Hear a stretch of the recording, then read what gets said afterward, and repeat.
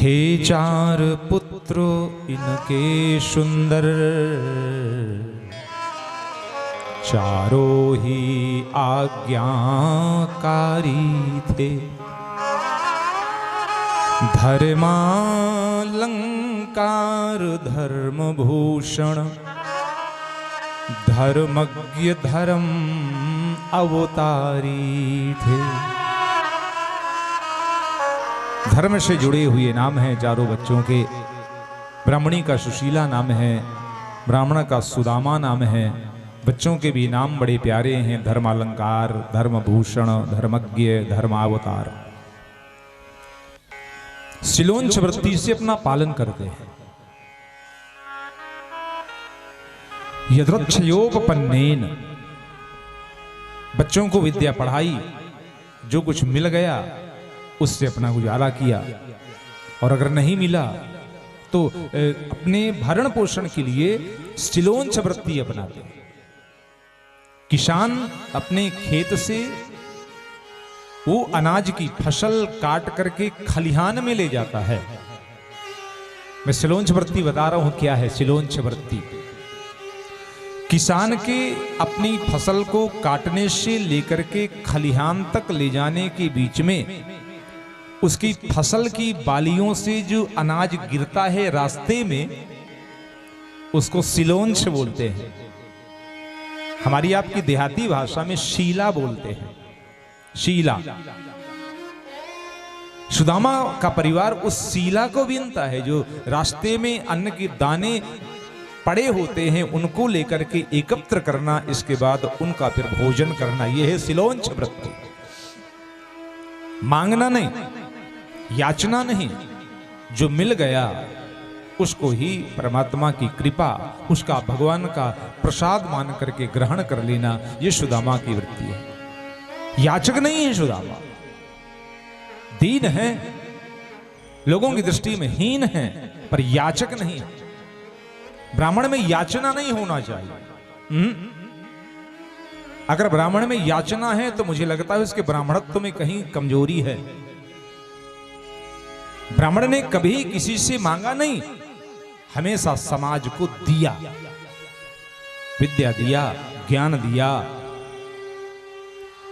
सद्बुद्धि दी, बल दिया, दिया ही दिया, लिया कभी नहीं। बदले में लोगों ने ब्राह्मण के द्वारा दिए गए ज्ञान का एक भी प्रतिशत तो नहीं है जो उसको मिलता है। नरोत्तम दास जी महाराज लिखते हैं ब्राह्मण के बारे में, ब्राह्मण को धन केवल शिक्षा। ब्राह्मण का धन शिक्षा है। अगर वो शिक्षित है, पढ़ा लिखा है, योग्य है, सत्पुरुष है, सत्कर्म करने वाला है, सदाचारी है, तो बड़े से बड़े, ऊंचे से ऊंचे पदों में बैठे वाले उन लोगों से अपने पांव छुआ सकता है, उनसे चरण स्पर्श करवा सकता है, अपनी पूजा करवा सकता है। ब्राह्मण में यदि सदाचार है तो, और अगर नहीं है तो शूद्र से भी ज्यादा गया गुजरा है। ब्राह्मण के पास कुछ होता ही नहीं है। ऐसे ब्राह्मण भगवान के सखा, साधारण हस्ती नहीं है। कृष्ण ने जिसको अपना मित्र बनाया हो, मित्र का अर्थ होता है बराबरी का, यानी कृष्ण के जो बराबर रहने वाला हो, वो सुदामा। और वो भला संसार से किसी से मांग सकता है? कभी नहीं। भगवत भजन में लीन रहते हैं, पठन पाठन में लीन रहते हैं, ज्ञानार्जन में लीन रहते हैं, ज्ञान दान में लीन रहते हैं, लेकिन याचना कभी जीवन में होती नहीं है, मिलती नहीं है, उनको स्वीकार ही नहीं है। एक दिन ब्राह्मणी जरूर कुछ ऐसी चर्चा कर देती है सुदामा जी के से। पतिव्रता पतिम प्राह मलायता वदने निशा। चुन करके शब्द लिखा वेद व्यास जी ने। पतिव्रता, सुशीला पतिव्रता है। एक दिन चर्चा की थी मैंने शायद, एक सुखी खुशहाल पति के साथ जीवन गुजार देना ये सतीत्व तो नहीं है। हाँ, ये स्वार्थ है। अच्छा खासा रकम है, माल है, पैसा है, खेत खार हैं, बिल्डिंग है, दौलत है, हर नारी रहना चाहेगी, लेकिन पति निर्धन हो, गरीब हो, कंगाल हो, दुखी हो, रोगी हो, और ऐसी स्थिति में यदि कोई पत्नी अपने पति का जीवन भर साथ दे, वह सती है, उसको सती कहेंगे आप। सुशीला जैसी ब्राह्मणी उस निर्धन पति के साथ जीवन यापन कर रही है, बिना किसी द्वेष भावना के, प्रेम के साथ में। तो वेदव्यासी लिखते हैं पतिव्रता पतिम प्राह, ये पतिव्रता नारी है।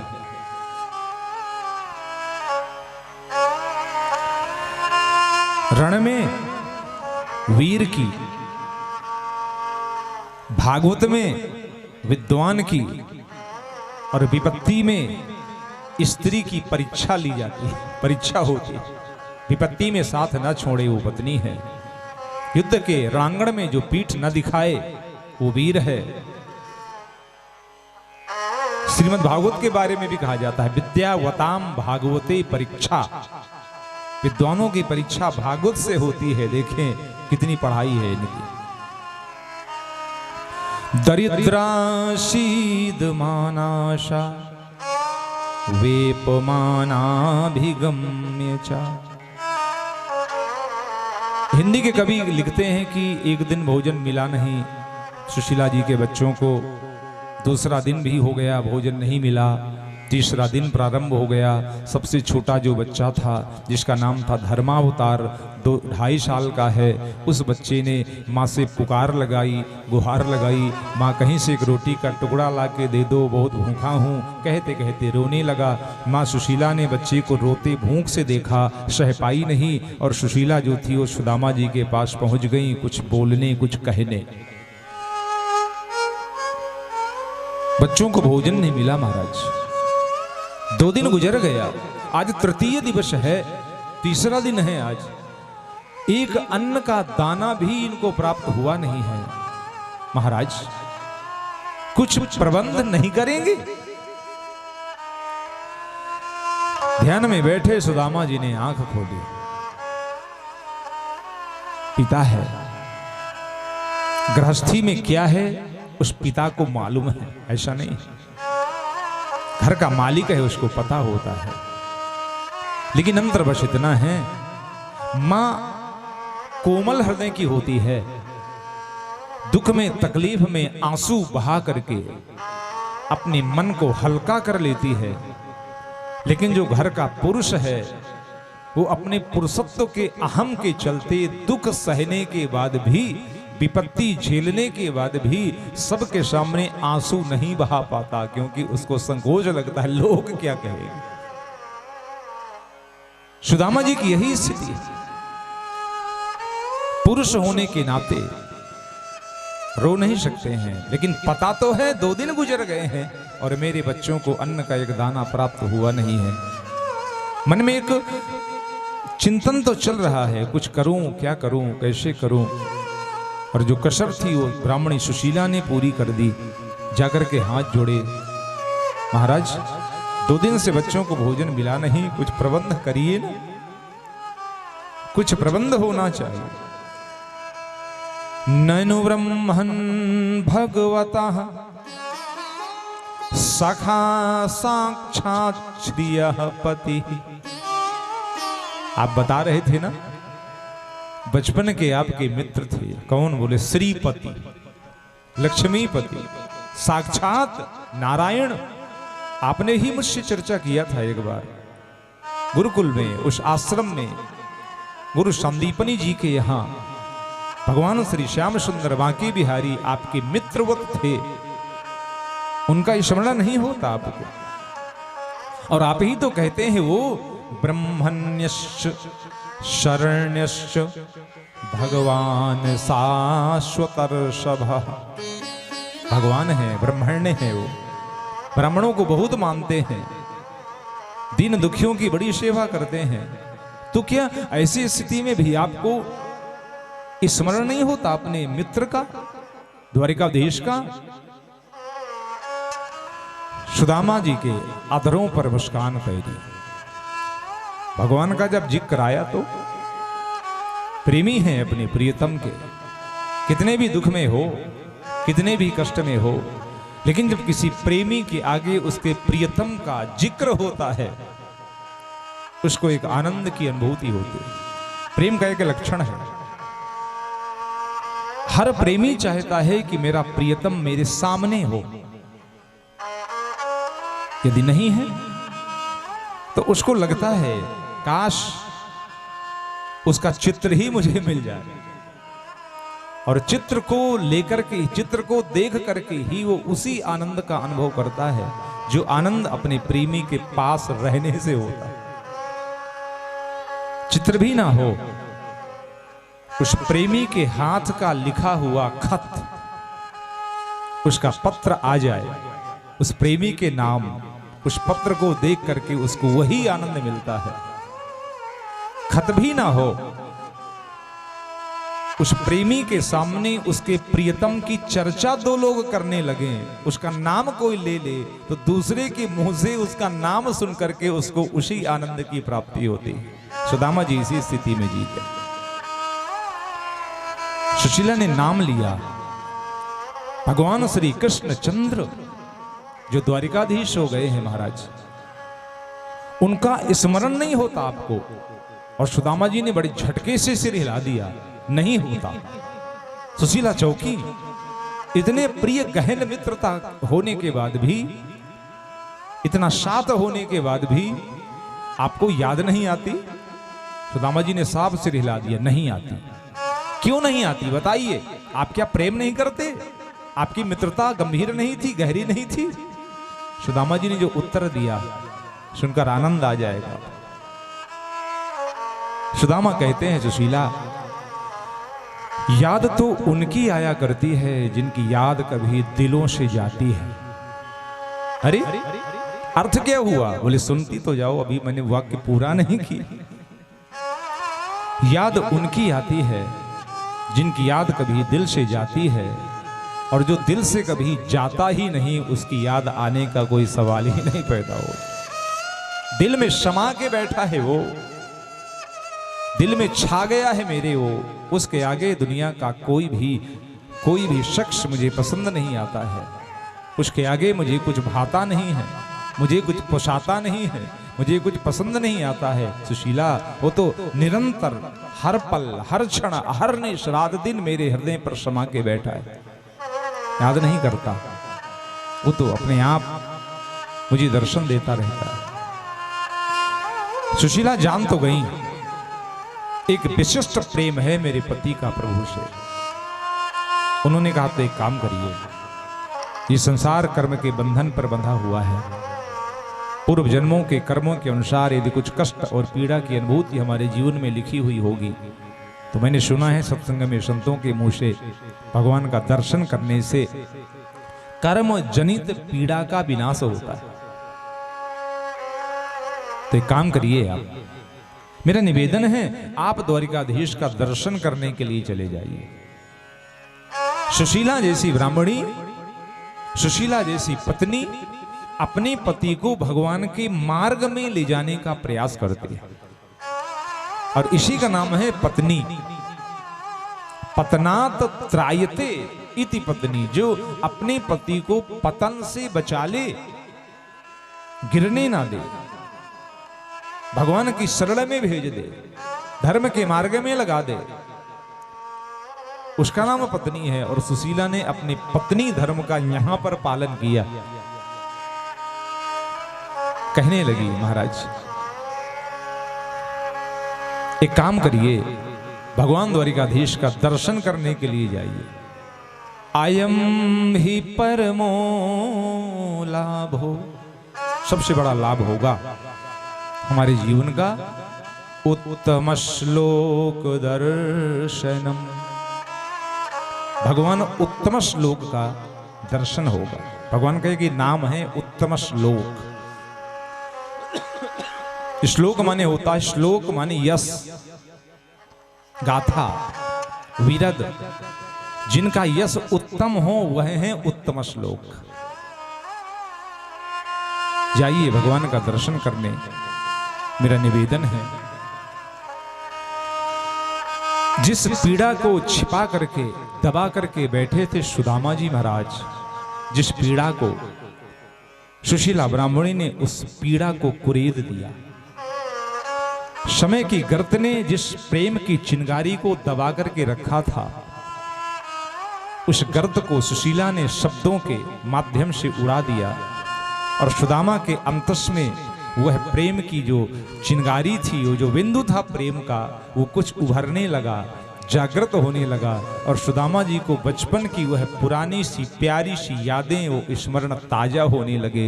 मेरे मित्र, मेरा श्याम सुंदर, जब हम साथ में रहते थे, पढ़ते थे तो, और जहां स्मरण हुआ बचपन का, गुरुकुल का, अब सुदामा जी बेचैन हो गए, मन में व्याकुलता बढ़ने लगी और इतनी बढ़ी कि सुदामा जी महाराज अश्रु प्रपात करने लगे, थर थर बदन कांपने लगा, मुख से अस्फुट शब्द फूटने लगे। मेरे कान्हा, मुश्किल है सहन करना, अब नहीं रह पाऊंगा तेरे बिना, ये दर्द जुदाई का, मुझे कुछ तो बता प्यारे, कारण रुसवाई का, मुझे कुछ तो बता प्यारे, कारण रुसवाई का, मुझे कुछ तो बता प्यारे,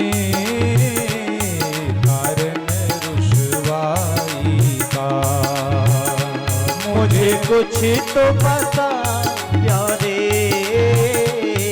कारण रुसवाई का, मुश्किल है सहन करना, ये दर्द जुदाई का, मुश्किल है सहन करना, ये दर्द जुदाई का, मुश्किल है सहन करना, ये दर्द जुदाई का, मुश्किल है सहन करना, ये दर्द जुदाई का, मुझे कुछ तो बता प्यारे,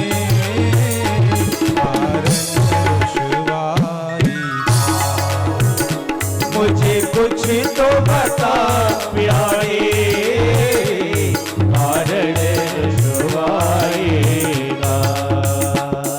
सुदामा जी का ध्यान भगवान के चरणों में पहुंच गया। मन पहले से ही था, देह भी भगवान के चरणों में पहुंच गई और स्मरण करने लगे। वो प्रेमी अपने प्रीतम की याद करने लगा, स्मरण करने लगा, आंख के आंसुओं को बहा करके अपने जीवन की उस तरलता को परमात्मा के चरणों में अर्पण करने लगा,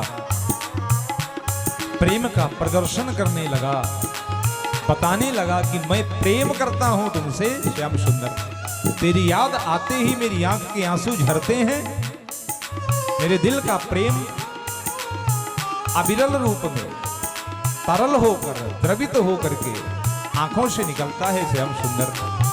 हो सके तो दर्शन दे देना, मुझे अपनी शरण में रख लेना, मेरे प्रभु मेरी याद कर लेना। और सुनिए जरा कहते क्या, झूठे तेरे वादों पर एतबार किया हमने, झूठे तेरे वादों पर एतबार किया मैंने, तेरी कृपा को सुन करके बस प्यार किया मैंने, तेरी कृपा को सुन करके बस प्यार किया मैंने, यही सिला मिलता। प्रेम करने का अर्थ यही होता है जो तुमने मुझे दिया, आंसू, दर्द, पीड़ा। क्या यही सिला मिलता इस प्रीति लगाई का। क्या यही शिला मिलता इस प्रीत लगाएगा। मुझे कुछ तो बता प्यारे कारण रुसवाई का। मुझे कुछ तो बता प्यारे कारण रुसवाई का। कारण रुसवाई का। कारण रुसवाई का।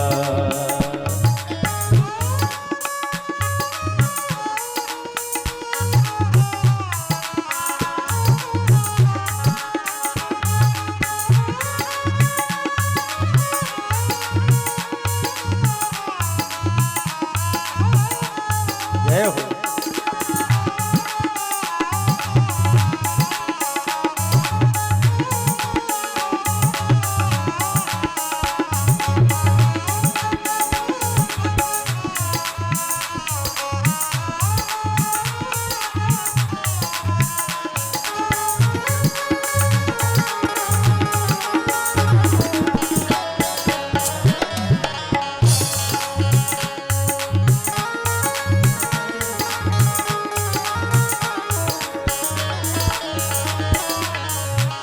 जीव हूं, दुर्गुणी हूं, अवगुण बहुत हैं,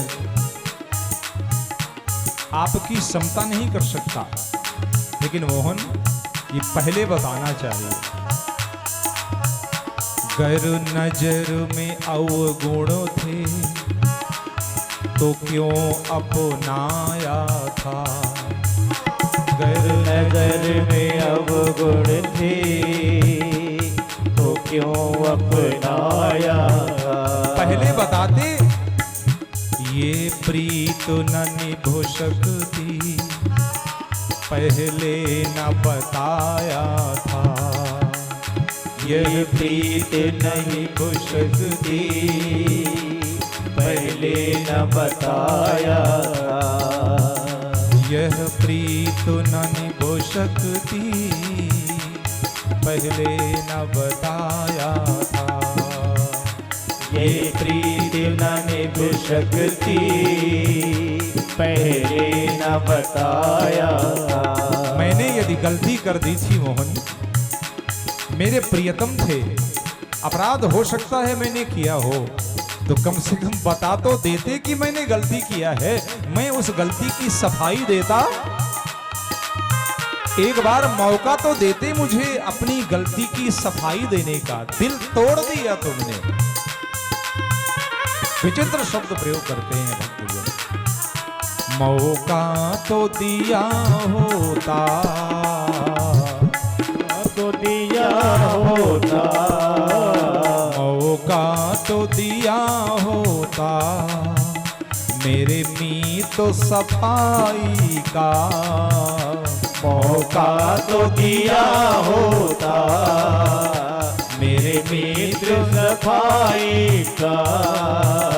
मुझे कुछ तो बता प्यारे कारण रुसवाई का।